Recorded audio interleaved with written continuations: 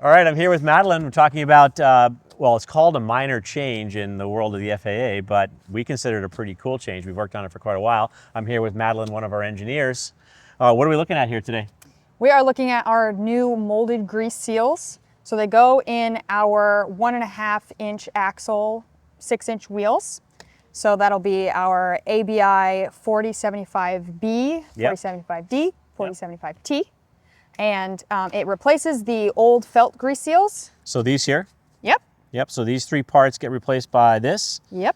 And that's on the inner side. And what's going on here? These two parts are replaced by this? Yep, so just these two parts replaced by that one, and you keep this ring in there. Got it, got it.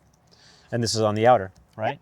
All right, and so what we're gonna do is all our kits are gonna start coming with this new seal, right? Yes, all the new kits will include this seal option, but the felt seals are still available for purchase if you still want to use the old school type. All right, and then you can buy these probably separately online as well. Yeah, for our specific wheels. Yes. Okay, very cool, very cool. All right, so folks, you got a new seal coming, a little more modern seal for our wheel assemblies. And again, you can look on our website for additional information or to buy some. Thanks.